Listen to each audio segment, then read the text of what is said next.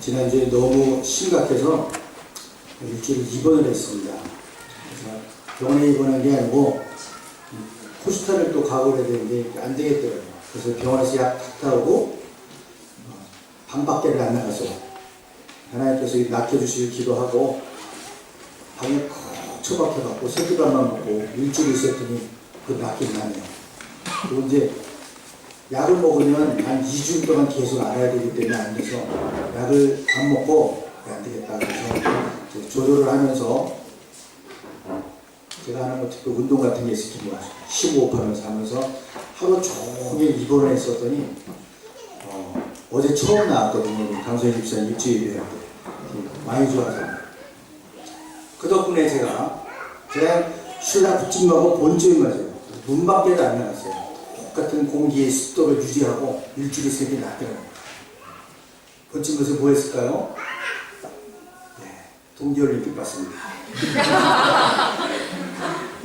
덕분에 동계올림픽을 재밌게 많이 봤어요. 정말 독일 거긴 하든가는 재밌게 봤어요.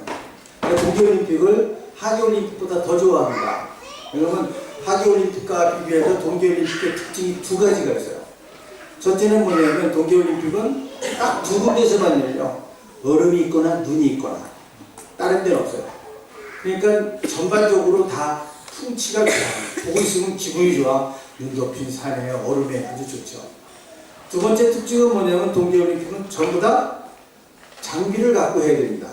빤스 하나 입고는 안 돼요. 축구라든가 뭐 수영 이런 건 하나 입고 하면 되는데 이런 동계올림픽은 전부 다 장비가 필요해요. 그래서 사실은 이 동계올림픽에는 장비가 워낙 많이 개발이 되고 비싸고 그래서 아프리카 남미 쪽에서 출전하는 경우가 거의 없습니다. 제가 오늘 아침에 잠깐 보니까 스노우보드 하는데 브라질 선수가 왔더라고요. 그래서 야, 참 대단하다. 브라질에서 무슨 스노우보드야. 뭐 순위는 좋지 않았지만 참석한 데 의미가 있더라고요. 뭐 케냐에서 노르딕하는 할 수도 있더라고요. 물론 맨꽁지로 들어오지만 그것도 또 가상해요. 자, 이 동계올림픽이 하계올림픽과 달리 이렇게 돈도 많이 들고 또 특별한 그런 조건들이 있는데 저는 동계올림픽에서 제일 좋아하는 게 뭔지 아십니까? 놀이터 경기입니다. 뭐 다른 것보다도 아주 가장 간단한 거예요. 딱 놀이터 스키 딱 하고서 뭐 10km, 20km 계속 하는 거예요. 그래서 란라우프라고 그러죠. 이게 마라톤하고 비슷해갖고 자기하고 싸움이거든요. 근데 올해는 특히 이변이 많이 일어났어요. 이제까지 노르웨이가 굉장히 강세고 거의 뭐 비욘델이라는 선수가 거의 뭐 그냥 독점하다시피 했거든요. 근데 올해 지금 날씨가 수치가 12도예요. 그 다음에 방수하는 실내는 20도, 온실이니까. 이 랑라우프는 온도에 따라서 엄청나게 차이가 납니다. 왜냐하면 그 스키 밑에 칠하는 왁스에 따라서 등수가 결정된다고들 과언이 아니에요. 20km를 가는데. 그래서 비가 오냐 그 마지막 순간까지 왁스 싸움이에요. 방송에는 하나도 보이진 않는데 실제는 전부 뒤에서 왁스를 무엇을 쓰냐 그때 출발하기의 그 온도에 따라서 그게 고도의 정밀 싸움입니다. 근데 이번에는 너무 날씨가 좋아져가지고 뭔가 이상이 생긴 것 같아요. 노르웨이 선수들은 전부 떨어지고 프랑스가 강세고 그리고 스웨덴, 핀란드가 갑자기 치고 올라오더라고요. 어저께인가 그저께 제가 그저께인가 보는데 이제 이 놀이터 릴레이가 있습니다. 20km 릴레이를 하는데 4명이 뛰는 거예요. 4명이 이제 5km씩 뛰는데 1, 2등이 거의 정해져 있더라고요. 마지막에는 독일이 잘해요. 막 6등에서 쫓아와서 1, 2등을 다투고 있는데 핀란드하고 독일이 1, 2등을 다투고 스웨덴은 보이지도 않아 저 끝에 있어요. 그래서 아나운서가 스웨덴 얘기도 안 하더라고. 1, 2등 얘기만 하는데 어느 순간 자꾸 잡히더라고요. 자꾸 이 사람이 마지막 주자인데 그들이 거짓말 쫓아왔어요. 스웨덴의 칼라라고 하는 여선수인데 내가 봐도 그 사람 도핑 테스트 받았을 것 같아. 사람 같지가 않고 그걸 도저히 쫓아올 수가 없는데 이렇게 쫓아왔어요. 그 마지막에는 스타디움에 들어가면 직선길이잖아요. 거기를 추월해서 1등을 했어요. 보이지도 않던 사람이에요. 그래갖고 이야, 이거 정말 이번에 대이변입니다. 그 보통 선수가 아니에요. 저도 뛰는 거 좋아하고 마라톤 경기 좋아하고 그러는데 그게 막 그 뭐라 그럴까 이 폐가 터질 것 같은 거거든요. 근데 그걸 보면서 뭐 내가 막 땀이 진땀이 막 나더라고. 막 그걸 보면서 와 똑같이 그 그것을 무슨 생각하는 거예요? 사람들이 우리 인생, 사는 인생을 이런 장거리 경주에 비유를 합니다.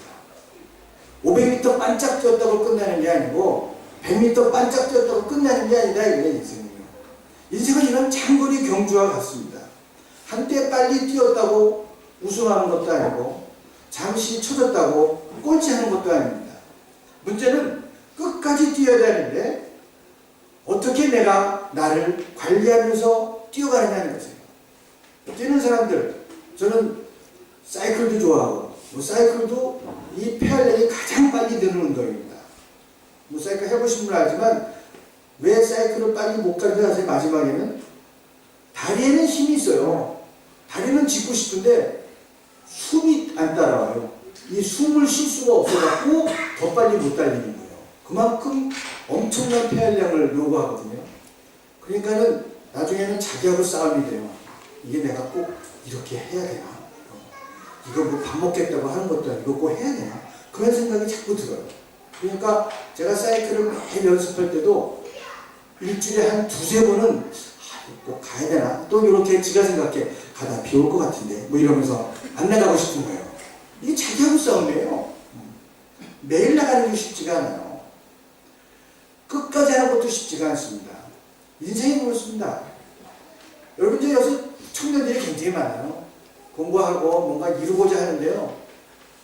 끝까지 하는 게 쉽지가 않아요. 독일어 끝까지 붙들고 가기가 쉽지가 않아요. 왜? 해도 안 되니까. 해도 안 늘어 이게. 한 2년쯤 해야지 좀 늘었나 보다. 그러지 한 1년 해갖고서는 1년 전이나 1년 후나 그놈이 슈퍼마켓 가면 똑같고 독일 사람 만나면 버벅대고 그냥 주인집 만나면 그냥 당키고 예쁘고 그것밖에 없어. 그냥 당키지. 왜 한국 사람들은 당키를 잘하는지 몰라. 그러니까 자꾸 지쳐요. 그리고 자기하고 자꾸 타협을 해요. 이 정도면 되지 않을까? 근데 그런 고통스러운 경주를 이기기 위해서는 어떤 분명한 동기가 있어야 됩니다. 내가 이것을 왜 하는가에 대한 자기 분명한 동기가 없으면 하다가 지칠 수밖에 없어요. 세상에 별의별 경기가 다 있어요. 이제 4년 후는 평창에서 올림픽을 하잖아요. 제가 이번에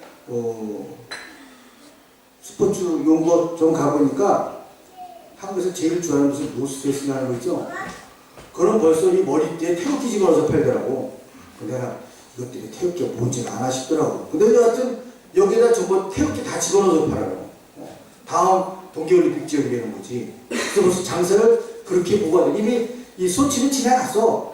소리가 하나도 없어. 이건 끝났으니까 이미 소치 올림픽 시작하기 직전부터 전부 다 태극기 집어넣고 팔아요.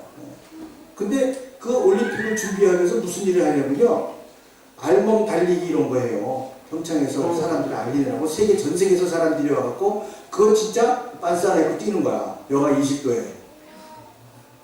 전부 자기 목표가 있어요. 집 나간 아들한테 야 너 그만 좀 나가라 알리기 위해서 뒤에다가 써붙였어. 아들아 집 좀 그만 나가. 그거 뛰는 거야. 텔레비 나오잖아 이게. 그런 걸 붙이고 뛰면 텔레비 나와요. 그러면 혹시 이걸 보면 애가 좀 정신을 차릴까. 아버지가 영하 20도에 빤스 하나 입고 뛰는 거야. 그걸 하고. 그 확실한 동기가 있으니까 그런 걸 하거든요. 여러분 인생에서 지치지 않고 계속 자기의 인생을 갖다가 개혁해 나가고 나려면 확실한 동기가 있어야 됩니다. 독일에 어디서 뭘 하겠다. 확실한 동기가 있어야 돼요. 그렇지 않으면 지칩니다. 자기하고 타협하고요. 꼭 이렇게 해야 되나. 한국 가서 대충 살아도 되는데 여자들은 제일 문제가 아니에요. 시집 가지 마. 거기 가서 피난처야. 그렇게 된다 이거. 두 번째는 이런 어려운 경기를 하는 동안 끊임없이 들려오는 자기 내면의 유혹에서 이겨야 됩니다. 이렇게 해야 되겠느냐. 맞바람이 거세질수록 오르막 경사가 심할수록 그 소리가 점점 더 커지고 포기하라는 유혹은 더 거세집니다. 그러나 목표가 다시 보이고 한 걸음 한 걸음 다가가면서 느끼게 되면 언젠가는 그 목적지에 도달하게 되어 있습니다. 자, 여러분들에게 만약 공부가 끝나시거나 또는 정말 2달 정도 여러분들 자신에게 휴가를 내줄 수 있다고 한다면 스페인에 있는 순례길을 꼭 한번 가보십시오. 한국에서는 까비노라고 그러고 독일에서는 야코스백이라고 그러는데 40일 동안 800km를 걸어갑니다. 할지 모르겠지만 하루하루 걷다 보면 40일도 안 걸려요. 32일이면 들어갑니다. 그래서 마지막 일주일은 그 해변가 피니스테리까지 가서 마지막 완성할 수 있는 그런 게 있어요. 여러분 스스로에게 한번 한 달 반에 휴가를 한번 줘보십시오. 다른 거 하지 말고 가서 한번 걸어보세요. 처음에는 기가 막혀요. 이게 무슨 짓을 하는 건가 싶어요. 한 2, 3일은 다리도 아프고 안 되겠다. 대충 일주일에 갈까? 그런 생각이 다 들어요. 특히 뭐 발이 다 다치고 그러면 뭐 울면서 가는 사람도 있고 업혀가는 사람도 있고 그래요. 하지만 한 걸음 한 걸음 가다 보면 끝까지 가서 도달하게 되어 있습니다. 오늘 10절의 말씀처럼 시험을 견뎌내는 사람은 복이 있습니다. 그 사람은 그의 참됨이 입증되어서 생명의 면류관을 받을 것이기 때문입니다. 그것은 하나님을 사랑하는 사람들의 약속된 것입니다. 인생을 장거리 경주라고 할 때 끝까지 포기하지 않고 달려서 목적지에 도달하는 사람은 복이 있다 이거예요. 신앙의 길도 마찬가지입니다. 내 인생을 부추기고 내 인생을 이끌고 간 신앙의 길도 이런 시험과 고난과 환난이 있는데 끝까지 견디는 사람은 복이 있다 이런 얘기입니다.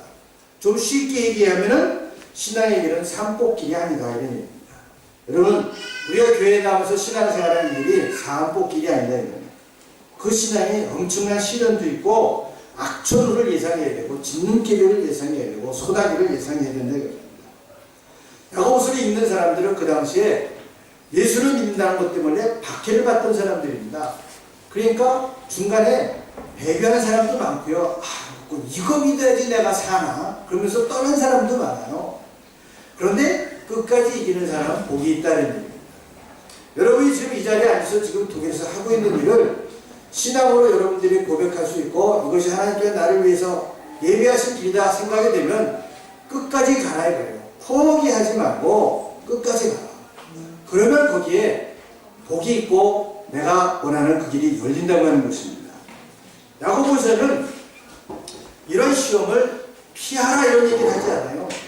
시험을 피해서 가라 그런 얘기가 아니에요. 오히려 시험을 끝까지 견디는 사람이 복이 있다.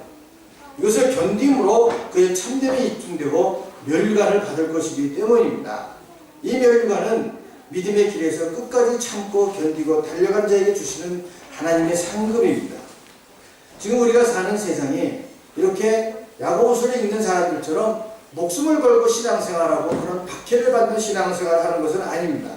그래서 뭐 그 정도는 아닌데 뭐 그렇게 예수 믿는다고 내 몰리고 이런 상황은 아닌데 그런데 오히려 그런 시험보다 오늘날 우리가 당하는 그 시험이 더 힘들 수도 있다 이거예요. 왜냐하면 그렇게 얼굴을 내밀고 덜어들면 싸우겠는데 얼굴을 감추고 달려오기 때문에 싸우기가 더 힘들다 이런 얘기입니다. 또 그러다 보니까 우리가 하는 신앙생활 자체를 무겁게 생각하지 않는다고 하는 거예요. 내 신앙생활 자체를 언제든지 대치할 수 있고 안되면 잠시 뒤로 물려놓을 수도 있는 것이라고 생각한다 이거예요. 의심이 생기고 말씀이나 기도하는 것이 구태의연하게 들릴 수 있다고 하는 것입니다. 수없이 말씀을 통해서 기도의 생활과 말씀 생활을 얘기하지만 안 해도 별로 잘못된 일이 없잖아요. 여러분이 교회 안 나온다고 시험 떨어지는가요? 물론 간혹 떨어지는 사람도 있지. 그러나 뭐 교회 앉아서 떨어지는 건 아니오. 지가 공부 안 해서 떨어지는 거지. 그렇기 때문에 자칫하면 이 기도생활, 말씀생활, 신앙생활을 아무 때나 대체할 수 있고 잠시 이렇게 뒤로 물려놓을 수 있는 것이라고 생각한다고 하는 것입니다. 이런 시험을 이기고 광야 같은 삶에서 이 목표를 찾고 희망을 잃지 않는 사람은 복이 있다 이거예요. 그래서 그 신앙생활을 내가 바로 지키기 위해서는 혼자 힘으로는 되지 않습니다. 마라톤도 그렇고요. 철의 3종 경기도 혼자 하는 게 아닙니다. 같이 뛰는 사람들이 있고 같이 가는 사람들이 있고 박수 쳐주는 사람들이 있습니다.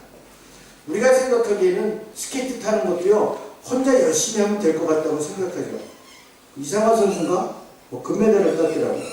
저는 그 스포츠 하는 사람의 그 심리가 상당히 궁금해요. 어떻게 연습했을까? 무슨 생각으로 뛰었을까?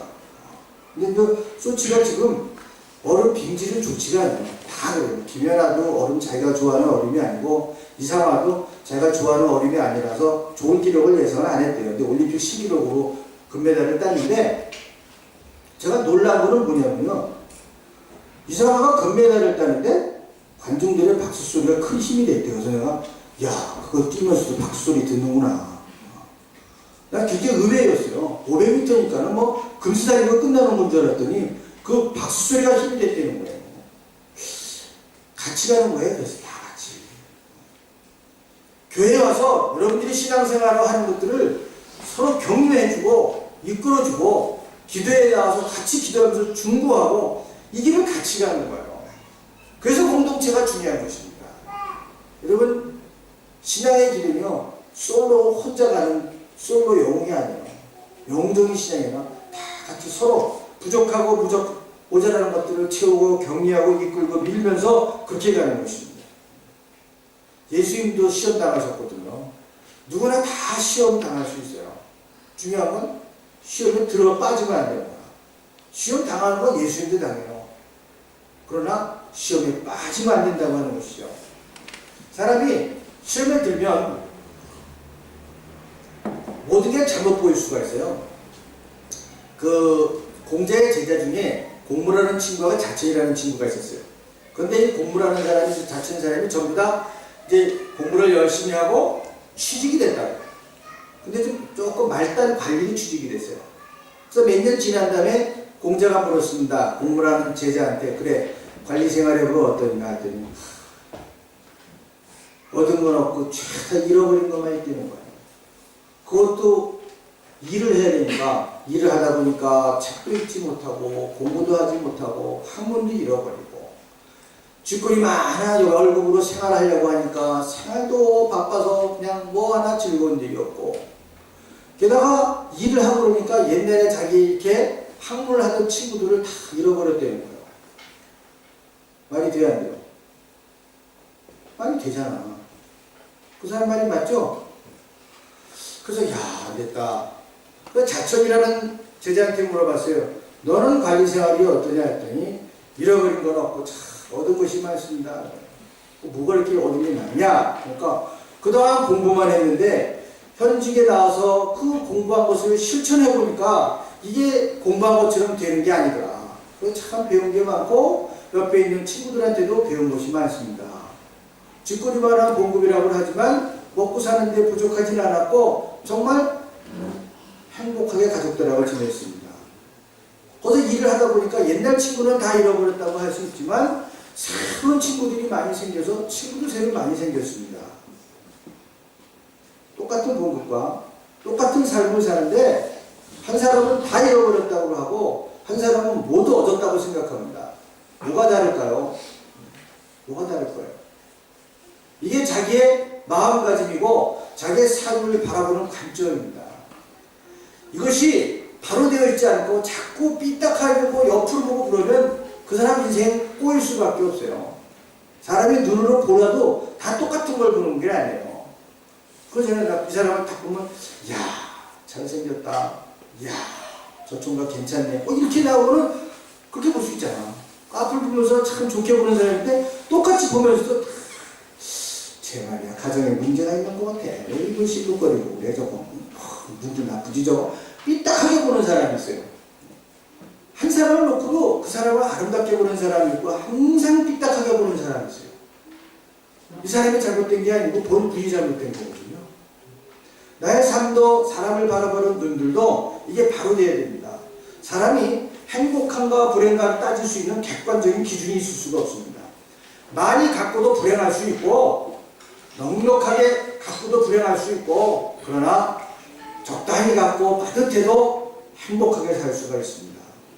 이런저런 시험들을 어떻게 받아들이고 극복하느냐에 따라 달린 거예요. 자, 공부하는 사람이요 갑자기 취직해서 직장을 다닌다는 게 사실은 피곤한 일이에요. 시험거리가 되죠. 게다가 자기가 공부할 때 다치지 않고 막 사람 이런저런 일들이 시험거리가 되죠. 공부할 때 사람하고 부딪힐 일이 있나요? 네, 공부만 하면 되지. 게다가 쥐꼬리만한 공부니까 경제적으로 쪼들 때 시험거리가 되죠. 옛날에 만나서 정말 학문을 놀아는 좋은 친구들 다 만날 수가 없으니까 시험거리가 되죠. 그런데 시험에 들지 않고 그것을 자기가 믿음으로 삶으로 극복해내니까 한 사람은 모두 얻었다고 행복하다고 할 수 있고 한 사람은 다 잃어버렸다고 불행한 거예요. 시험은 똑같이 와요. 모든 사람에게. 그런데 그 시험을 내가 어떻게 이겨내느냐, 어떻게 극복해내느냐. 인생을 가면서 항상 똑바른 길로 갈 수 없어요. 때로는 그 길이 막혀서 돌아갈 때도 있습니다. 인생을 즐기는 사람은 돌아가는 길에서도 풍경을 즐길 줄 아는 사람이 인생을 아는 사람이에요. 돌아간다고 18 그러면서 씩씩거리고 돌아가봤자 좋을 거 하나도 없어. 돌아가면서 생기는 풍경을 볼 줄 알아야 돼요. 그게 인생을 즐기는 방법이에요. 신앙생활을 하는 한 이러한 시험과 유혹이 없을 수가 없습니다. 오늘 말씀은 이런 시험과 유혹이 어디서 오며 어떻게 이겨내고 시험을 이겨내는 사람에게 어떤 상급이 있는가에 봐요. 시험을 이기고 참는 자는 복이 있다고 했습니다. 이 시험이 항상 그렇게 크게 큰일 났다 이런 모습으로 오는 게 아니니까요. 살곰살곰 우리 삶에 달려들거든요. 살곰살곰 다가와서 유혹하고 그렇습니다. 이 술을 좋아하는 사람들은 술 끊는 게 되게 힘들대요. 근데 정말 이 사람이 작정하고 친구들하고 약속해 1년 동안 내 술을 끊어본 것 같아요. 정말 술을 끊었어요. 그래갖고 뭐 친구들하고 가도 야 오렌지 주스, 또 배고프면 야 우유, 이런 세상이 좋아져갖고 좀 술 안 먹는다고 머리에 술 먹고 오는 거 안 하더라고. 그냥 오렌지 주스 먹나 보다. 우리 딸이 대학을 한국에서 다녔는데 술을 안 마시는데도 전혀 문제가 안 되더라고요. 술자리 다 가서 오렌지 주스 먹고 우유 먹는 애도 수두룩하게 그래도 전혀 상관없이 어쨌든 쉽게 술을 끊어서 1년 동안. 그래서 1월 1일 시작해서 1월 1일 1년 동안 술을 끊었다. 그 친구들이 탁 웃어. 야, 내가 1년 동안 술을 끊었다. 기념으로 한잔하자. 이게 이제 유혹이야. 지도 모르는 새에 나오는 거야. 술 끊고 기념으로 한잔하자. 이렇게 돼요. 마틴 루터는 그래갖고요. 아주 이걸 적극적으로 얘기를 했어요. 시험이 없는 곳에는 기독교 신앙도 없다. 이렇게 얘기했습니다. 시험이 없는 곳에는 기독교 신앙도 없다. 그러니까 시험과 유혹은 피해서 되는 게 아니고요. 이겨내야 됩니다. 이 시험이라는 게 항상 힘들 때 오는 게 아니라 잘 나가고 있다. 또는 잘 되고 있다. 이럴 때 옵니다. 내 신앙생활 좀 잘하고 있다. 그럴 때 시험이 옵니다. 그래서 그 시험이라는 것을 갖다가 그냥 내가 잘하면 안 오고 피할 수 있다고 생각하면 안 되고요. 항상 있는 것이라고 생각하십시오. 그리고 내가 항상 넘어서야 되고 그리고 시험을 넘어서야 더 큰 무언가 있다고 생각을 해야 됩니다. 이렇게 시험은 때로 운명적으로 보일 정도로 극적으로 나타나기도 하고 어떨 때는 나도 깨닫지 못하는 가운데 살짝 와서 우리를 유혹하고 때는 시험에 빠뜨리기도 합니다. 아담과 하와를 유혹한 뱀의 유혹처럼 예수님을 유혹한 사단의 유혹처럼 그런 모습으로 우리들에게 온다 이런 얘기입니다. 믿는 사람이라고 해서 시험과 유혹을 피할 수 있는 것은 아닙니다.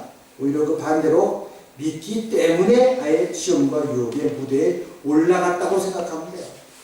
믿기 때문에 시험과 유혹의 무대에 올라서 있다. 어떻게 이 시험 가운데서 내가 하나님과의 관계를 바르게 이어가느냐 하는 것이 문제입니다. 내가 시험을 잘 이기고 있나, 지금 잘못된 건가, 뭘 하냐, 뭘 기준이 뭐냐면 내가 사랑하고 있는가 생각하시면 돼요. 내가 시험을 당하면 어렵더라도 내가 끝까지 하나님을 신뢰하고 사랑하고 있다. 그럼 시험을 이기는 것을 이기는 사람이야. 그런데 이런 시험을 나한테 왜 주시나? 이거 지금 시험 들어가려고 하고 있는 거예요. 원망하면 시험에 빠지는 겁니다. 끝까지 신뢰하고 살아갈 수 있으면 시험을 이길 수 있는 사람이에요. 뭔가 하나님께서 이 길을 통해서 나에게 새로운 일을 시작하려고 하는 겁니다. 그 신뢰와 사랑을 잃어보지 않고 그 시험을 직면해서 넘어서려고 이기려고 하는 사람들은 시험을 이기는 거예요. 근데 왜 나한테만 이런 일이 생기지? 하나님 나 미워하시나? 내가 뭐 잘못한 거 있나? 이게 시험에 드는 징조입니다. 끝까지 신뢰하고 사랑할 수 있어야 돼요. 오늘 분명히 말씀하시면 하나님은 유혹하거나 시험하는 분이 아니라고 했습니다. 시험 드는 건 사실은 우리들의 욕심 때문에 시험 드는 거예요. 시험거리는 다 있어요. 근데 시험에 빠지는 것은 우리의 욕심 때문에 그렇다 이것입니다. 자기 욕심 때문에 그래요. 사람의 기본적인 욕구가 잘못된 건 아닙니다. 우리가 건강해야 되기 때문에 잠자는 수면 욕구가 있고 먹어야 하기 때문에 식욕이 있고 살아가기에 성욕이 있고 먹고 살 만큼 살아야 되기 때문에 소유욕도 있습니다. 근데 이런 본능적인 욕구가 잘못된 것이 아니고 오히려 욕구가 없으면 문제야 이게. 먹고 싶은 욕망이 없다. 이건 죽는 거야. 뭐 재물에 욕심이 없다. 온 가족 굶어 죽이는 거야. 성욕이 없다. 이건 큰일 나. 배가 끊겨. 그러니까 그건 아니죠. 기본적인 욕구라고 하는 것은 소중한 것입니다. 오히려 없으면 문제인데 욕구가 지나쳐서 욕심이 되면 시험이 되는 거예요. 식욕이 지나쳐서 과식이 되면 건강에 문제가 생기는 것이고, 성욕이 지나쳐서 욕심이 되면 바람이 불면 문제가 되고, 욕심이 되면 본질을 잃어버립니다. 사람들은 욕심으로 소유하면 무엇인가 이룬다고 생각합니다. 눈에 보이기 때문에 그렇습니다. 뭐 건물이 크게 들었든지 무슨 큰 권세를 얻든지 그렇기 때문에 이룬다고 생각합니다. 그러나 문제는 뭐냐면 욕심으로 얻은 것은 그 갈증이 사라지질 않아요. 더 큰 걸 요구하게 됩니다. 끊임이 없어요. 그건 끝이 없어. 게다가 요즘 같은 그런 물질 만능주의 사고가 돼서 돈으로 전부 다 해결하려고 합니다. 그래갖고 그것만 있으면 다 행복할 것 같고 전부 그렇게 생각을 해요. 참 요즘 어떻게 보면 참 안타까워요. 이게 참 많이 있으면 좋긴 하겠지만 많이 가질 수 있는 그릇이 돼야 됩니다. 안 되면 그릇이 망가지고 옆에 있는 사람들 괴롭히게 되어 있거든요. 보십시오. 집은 여러분이 돈으로 살 수 있어요. 그러나 가정은 여러분 돈으로 살 수 없어요. 그건 본질이거든요. 좋은 침대는 살 수 있어요. 요즘 뭐 좋은 침대 마트라치까지 뭐 1,000유로 넘는 것도 많더라고. 하지만 여러분 평안한 잠은 살 수가 없는 거예요. 아무리 좋은 침대에서 자도. 여러분 비싼 시계를 살 수 있어요. 요즘 좋은 시계는요 무슨 뭐 지구가 돌아가는 것까지 계산해 갖고 정확하게 맞는데 그 사람 왜 지구 돌아가는 거 생각했는지 이유를 모르겠네요. 그런 시계가 있더라고요. 보통 뭐 7,000유로, 10,000유로 시계를 시계도 있어요. 아무리 시계가 좋아도 시간은 살 수가 없어요. 여러분 미카엘 엔데의 모모라고 하는 소설을 보십시오. 어른 동화라고 하는데 시간은 살 수가 없어. 시계는 살 수 있지만 여러분 많은 책을 돈 주고 사도 꽂아놓을 수 있지만 지혜를 살 수는 없다고 하는 것입니다. 높은 자리를 돈 주고 살 수는 있어요. 그러나 사람들의 존경을 살 수는 없습니다. 비싼 약을 여러분 돈 주고 살 수는 있어요. 비타민이다. 그래서 뭐 얼마나 많아요. 건강은 살 수가 없는 거예요. 비타민 너무 많이 먹지 마세요. 요즘 의학계에서 비타민의 불편한 진실, 여러분 한번 유튜브를 한번 쳐보세요. 비타민을 너무 많이 먹으면요 비타민을 자연적으로 흡수하는 그런 체계가 둔해져 갖고 나중에 좋지가 않아요. 그러니까 비타민 드시지 마시고 신선한 채소 과일 골고루 먹는 게 중요하지 그냥 하나를 먹고 끝내려고 그러지 마요. 가능하면 비타민을 줄이라고 그래요. 비타민 좋아하세요? 비싼 돈 주고 비타민 먹지 말고 비타민 C는 뭐 피망이라든가 사과라든가 뭐 좋은 과일이 얼마나 사기죠? 사시사천 나오잖아요. 물론 비타민보다 비싸. 내가 먹어보니까 꼭 철학일 때 그 과일 먹으려고 하니까 되게 비싸더라고. 내가 사과하고 토마토를 좋아하는데 겨울에 그거 먹으려면은 장 보면 그게 고깃값보다 더 비싼 것 같아요. 얼마나 비싼지 과일이. 그래도 그런 과일들을 많이 먹어요. 비타민 먹지 마요. 좋은 약을 살 수 있을지 모르지만 건강을 살 수 있는 게 아니다 이거예요. 여러분 피로 사요. 좀 피. 이건 생명을 살 수 없어요. 섹스도 삽니다. 그러나 사랑은 살 수가 없어요. 근데 이걸 뻔히 알면서도 돈이 있으면 살 수 있다고 착각하고 살아요. 이게 유혹이고 이게 시험입니다. 어떤 사람도 이런 시험과 유혹은 피할 수는 없습니다. 살아있는 한 누구나 다 시험과 유혹이 있어요. 시험과 유혹이 없는 사람 딱 하나 있어. 죽은 사람은 시험이 없어요. 살아있는 한 다 있어요. 오늘도 보면 16절을 보면 나의 사랑하는 형제 자매 여러분 속지 마십시오. 속지 마십시오. 하나님 우리를 괴롭게 하려고 하신 것도 아니고요. 좋으신 하나님 우리를 빠뜨리려고 하신 것도 아닙니다. 그분에게 지혜를 구하고 인내를 구하라 해요. 그러면 나무라지 않고 풍성하게 채워주시고 이길 수 있게 해주신다고 하는 것입니다. 이게 성경이 말하는 진리입니다. 그것을 넘어설 때 예수님께서 시험을 이기니까 천사가 와서 수종 들더라 했던 것처럼 우리에게 닥치는 그 시험을 이기고 넘어설 때 더 큰 것을 하나님께서 허락하신다고 하는 것입니다. 어떤 사람이 그런 얘기를 했습니다. 무지개를 보려고 하는 사람은 비를 견뎌야 된다고 합니다. 여러분 인생에 무지개를 원하십니까? 비를 받는 시간을 견디셔야 됩니다. 더 큰 여러분의 삶을 원하십니까? 시험과 유혹과 오랜 시간을 견디셔야 됩니다.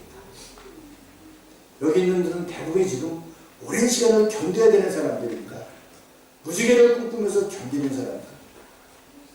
이걸 잘 견디면 여러분 무지개를 볼 수 있어요. 그러나 이것을 견디지 않고 대충 무지개를 보려면 무지개 같습니다.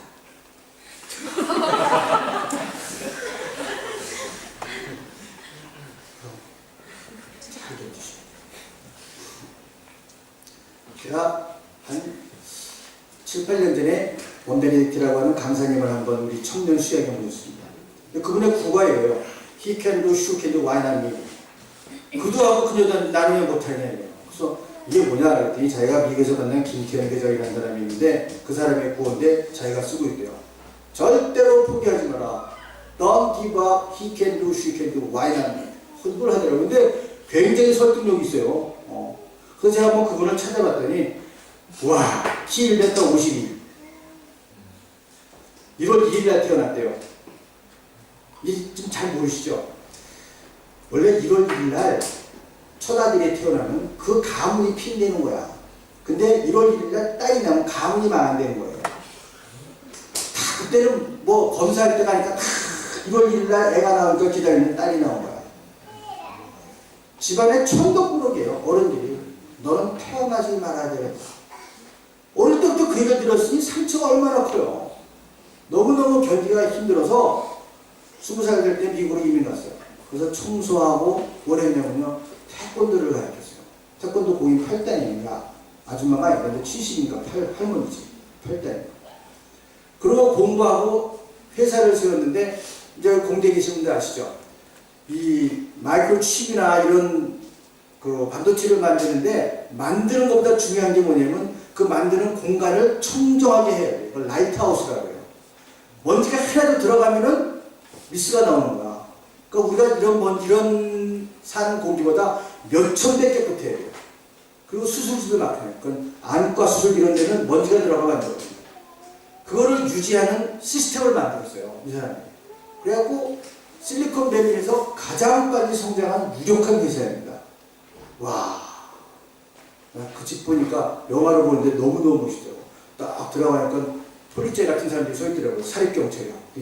어서 왔냐고 이름 적고 전화를 확인하다가 이런 사람 초청하겠나. 그러니까 차 타고 숲길을 쫙 그냥 문이 하나 탁 열리더라고요. 또 숲길을 쫙 그냥 집에 하나 있더라고요. 와, 엄청나더구만. 그런 분이에요. 이 사람이 구호가 그거야. He can do, she can do, why not? 그러니까 직원들이 쫙 모이면 아침에 직원 조회할 때 다 일어나서 이거예요. He can do, she can do, why not? 그건 뭐 미국 사람도 하고요. 그 회사가 좀 아이토펜에 또 나왔어요. 로테르담에도 있고. 아이토펜도 똑같아. He can do, she can do, why not? 그분이 하는 얘기가 뭔지 아세요? 자기는 모든 것이 불리했다는 거예요. 키 1m 50에 동양 사람이라 그때 얼마나 많은 차별을 받았습니까? 게다가 집에서는 천덕꾸러기고 그런 모든 것들을 다 자기를 키우는 인생의 거림이었다는 거예요. 그 뜨거운 거림이 없었다면 자기 이런 모습은 지금 없었을 때는 대충 살았겠죠. 그러니까 여러분들이 유혹하고 여러분들을 시험하는 그런 모든 인생의 환난과 고통거리를 인생의 걸음으로 삼아서 인생을 농사하는 인생의 농사꾼이 되는 거죠. 우리의 고통과 유혹과 때로는 환난거리들이 항상 그 앞에 있습니다. 그러나 그것을 싫다고 보지 말고 내 인생의 걸음으로 여기는 거예요. 그리고 여러분의 인생을 아름답게 꽃피는 인생의 농사꾼이 되라고 하는 것입니다. 사랑하는 여러분, 인생의 행복은 시험이 없는 무풍지대가 아니라 이 시험을 이기고 헤쳐나가면서 하나님의 은혜를 깨닫고 넓고 깊은 인격과 신앙으로 변화되는 모습으로 행복해지는 것입니다. 여러분들에게 닥친 여러 가지 시험과 유혹과 고통들을 이겨내시고 인생에 정말 성공하는 농사꾼들이 되시기를 주님의 이름으로 간절히 축원합니다. 기도하시겠습니다. 자비하신 아버지 하나님 감사합니다. 하나님의 자녀 삼아주시고 우리의 인생에 닥치는 유혹과 고통과 환난까지도 주님과 함께 이겨내며 우리의 삶을 농사지을 수 있는 귀한 은혜를 주시니 감사합니다. 구하오니 아버지 하나님, 힘들고 어려울 때 쓰러지지 않게 하시고 주님의 강한 팔로 우리를 붙잡아 주시어서 하나님 유혹과 시련을 이기고 인생의 아름다운 농사꾼이 되고 싶도록 축복하여 주시옵소서. 성령으로 충만케 하시고 말씀과 기도 가운데 날마다 주님과 교통하게 하시고 주님과 함께 우리의 삶으로 주님께 영광 돌리고 주님을 증거하는 귀한 자녀들 되게 하여 주시옵소서. 예수님의 이름으로 간절히 기도하옵나이다. 아멘.